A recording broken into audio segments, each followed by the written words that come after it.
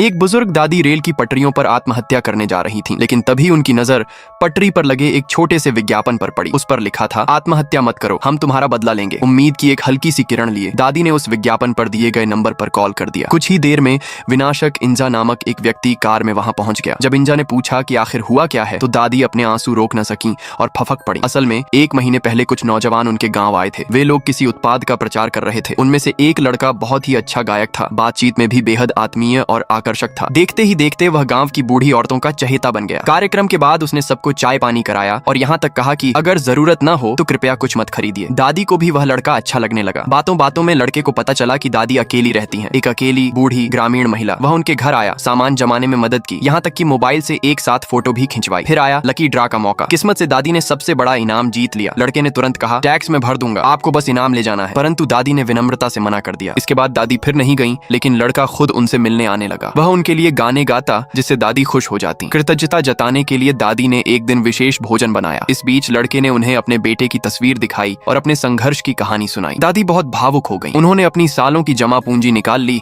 ताकि उस लड़के की मदद कर सकें, लेकिन लड़के ने पैसे नहीं लिए। उसने कहा कि अगर दादी एक काम कर दें, एक विशेष बैंक से एक क्रेडिट कार्ड बनवा दें, तो उसे लाखों रुपए का कमीशन मिल जाएगा। वह बोला कि अगर कार्ड का इस्तेमाल नहीं करना हो तो उसे फाड़ कर फेंक देना। दादी को थोड़ी शंका हुई, लेकिन लड़के पर विश्वास कर उन्होंने दस्तखत कर दिए। अगले दिन लड़के ने बहाना बनाया कि वह खाने के लिए बाहर जा रहा है और दादी से कहा कि जरा देर उसके स्टॉल की देख रेख कर लें। दादी ने तुरंत हामी भर दी। गांव के बुजुर्ग जो उस लड़के पर भरोसा करते थे, दुकान पर आए और खूब खरीदारी की। जब लड़का लौटा तो आधा माल बिक चुका था। उसने आभार जताने के लिए दादी की सारी समुद्री घास खरीद ली। बारिश होने लगी तो लड़के ने कुछ माल दादी के घर रखवाने की बात कही। दादी ने भी दिल खोलकर इजाजत दे दी, लेकिन उनके जाते ही पड़ोसी धमके। उन्होंने दादी पर घटिया सामान बेचने का आरोप लगाया। दादी ने लाख सफाई दी कि वह तो बस मदद कर रही थी, मगर किसी ने उनकी एक न सुनी। जब दादी स्टॉल पर पहुंची तो वह पूरी तरह से खाली पड़ा था। लड़का गायब था। पुलिस को बुलाया गया, लेकिन पुलिस ने भी दादी की बात नहीं मानी।